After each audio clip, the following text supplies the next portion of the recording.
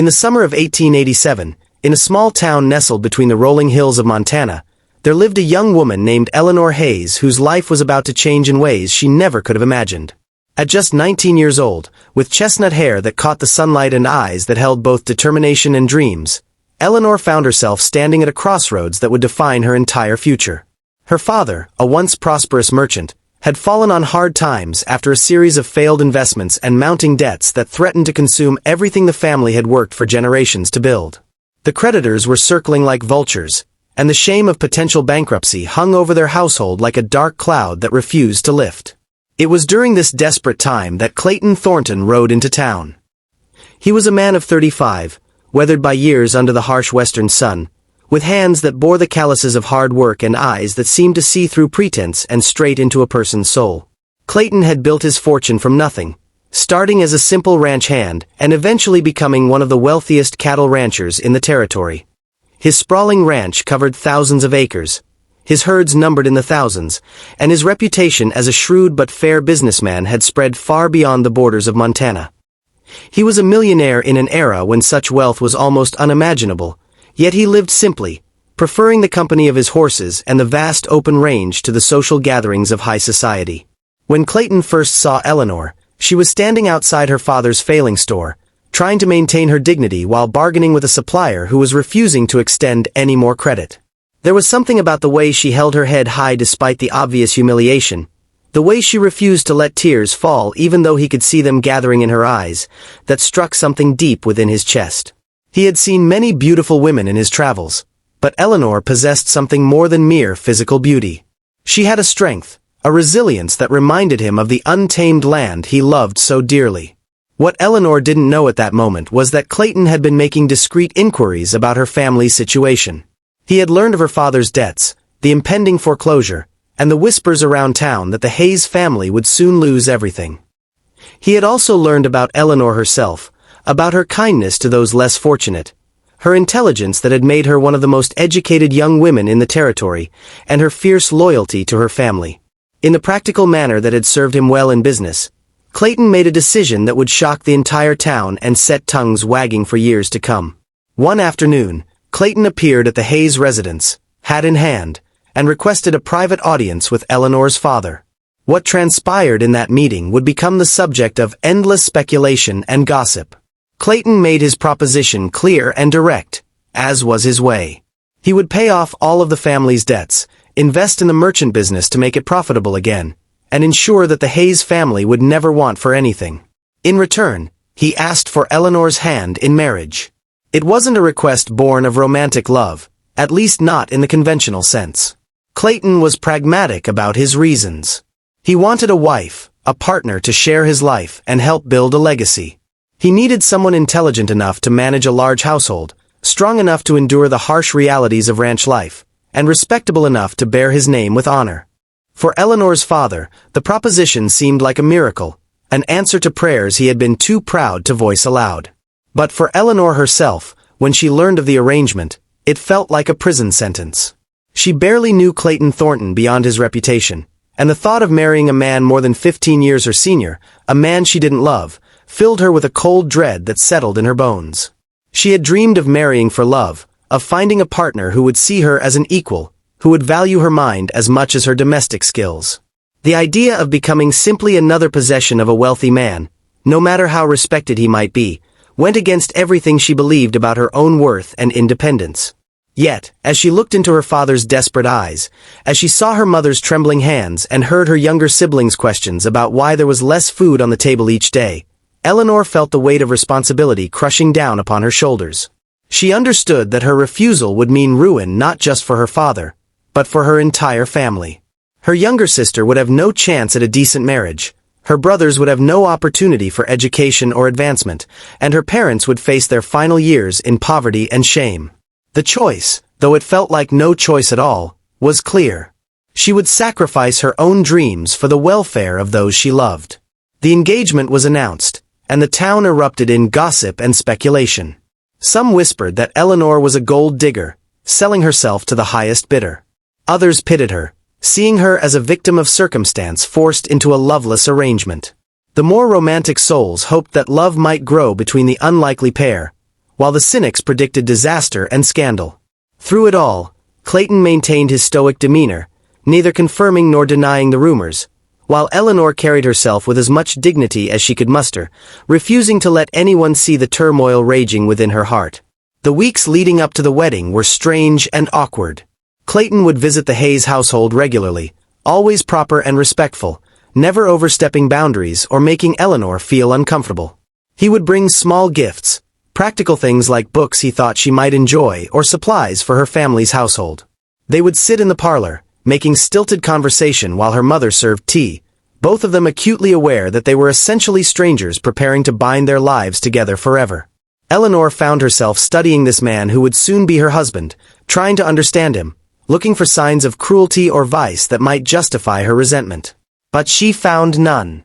Clayton was taciturn and reserved, but he was also patient and surprisingly gentle in his manners.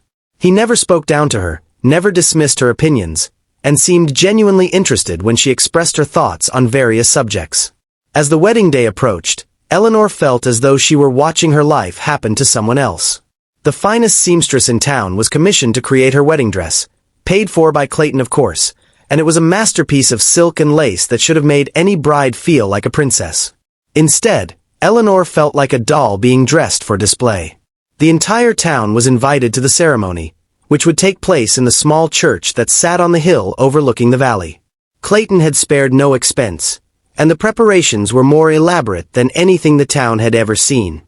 Flowers were brought in from hundreds of miles away, musicians were hired, and enough food was ordered to feed everyone in attendance with plenty to spare. On the morning of the wedding, Eleanor stood in her childhood bedroom, looking at herself in the mirror while her mother fastened the tiny buttons running down the back of her dress.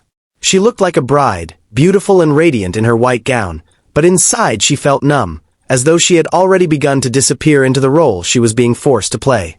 Her mother, with tears in her eyes, tried to offer comfort and advice about wifely duties and making the best of one's circumstances, but Eleanor barely heard the words.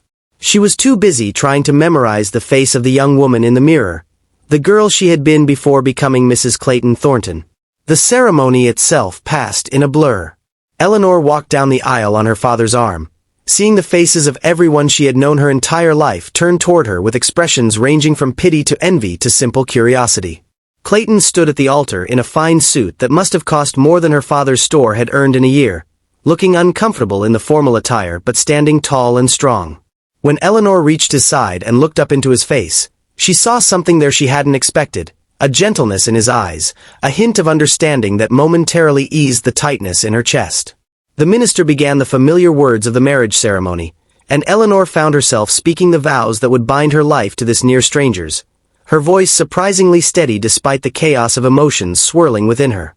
It was after the ceremony, during the reception that had been set up in the town square, that Clayton's wedding gift would be revealed and would indeed silence the entire town. The guests had been eating and drinking, the musicians had been playing lively tunes, and people had begun to relax and enjoy the celebration despite the unusual circumstances that had brought it about. Clayton stood up and called for everyone's attention, his deep voice cutting through the chatter and music. The crowd fell silent, curious about what the enigmatic millionaire cowboy might say or do. Eleanor, sitting beside him at the head table, felt her stomach tighten with anxiety, unsure what to expect. Clayton reached into his jacket and pulled out an envelope, which he handed to Eleanor in front of the entire gathered assembly.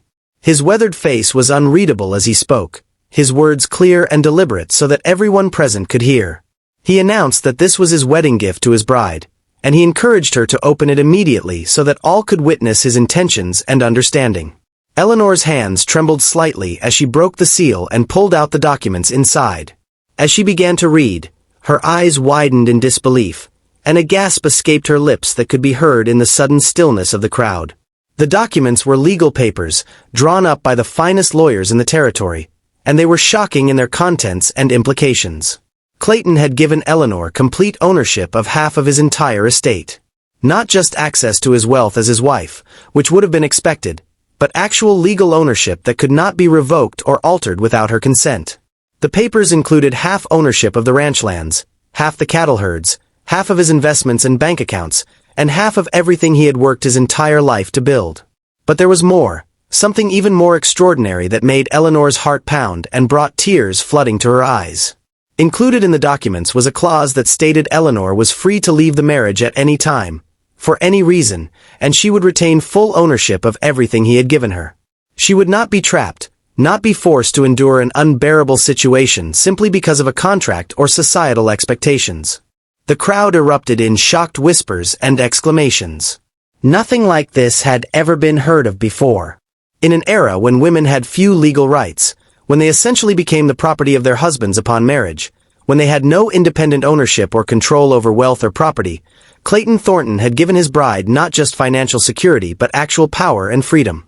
It was revolutionary, scandalous, and incredibly generous all at once.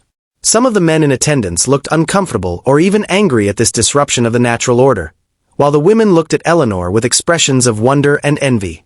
This was not just a gift of wealth, it was a gift of autonomy, of choice, of respect. Eleanor looked up at Clayton with tears streaming down her face, unable to speak, her mind reeling from the implications of what he had done. Clayton, for his part, simply looked back at her with those calm, steady eyes and spoke quietly, though his words carried to every corner of the now silent crowd. He said that he knew she had not chosen this marriage freely, that she had agreed out of duty and love for her family rather than any desire to be his wife. He said he respected her sacrifice but would not compound it by making her a prisoner. He said that if she ever wished to leave, she would do so as a wealthy, independent woman who owed him nothing.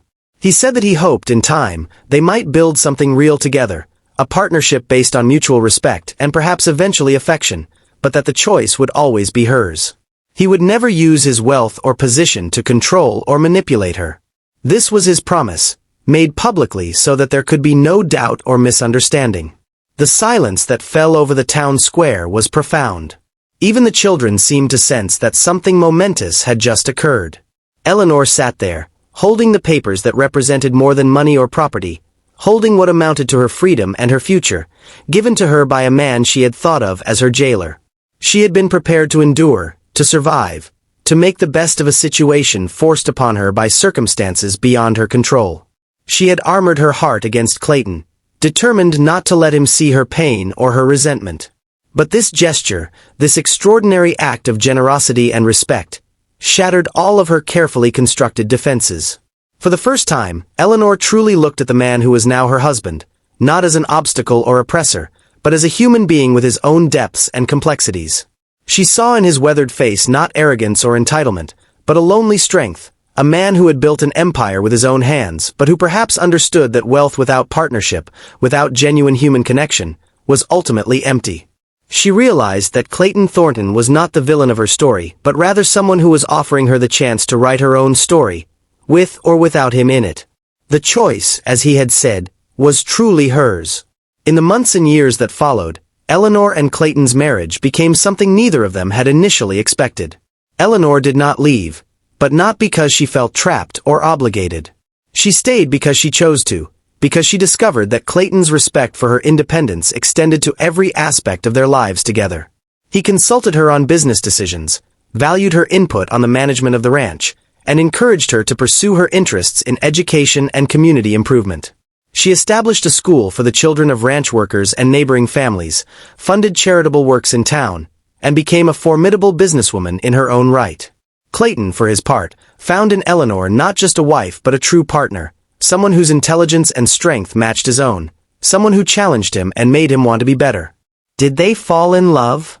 That question was debated by townspeople for years, but those who knew them best saw the way they looked at each other when they thought no one was watching, saw the small gestures of affection and respect that passed between them, heard the sound of their laughter drifting from the ranch house on summer evenings. Theirs was not the passionate romance of storybooks, but something perhaps more enduring, a deep affection built on mutual respect, shared challenges, and the knowledge that each had chosen the other freely every single day. What had begun as a forced arrangement had transformed into something genuine and profound, a partnership that weathered storms and celebrated triumphs together, and it all started with a wedding gift that silenced a town and changed one young woman's understanding of what marriage and freedom could truly mean.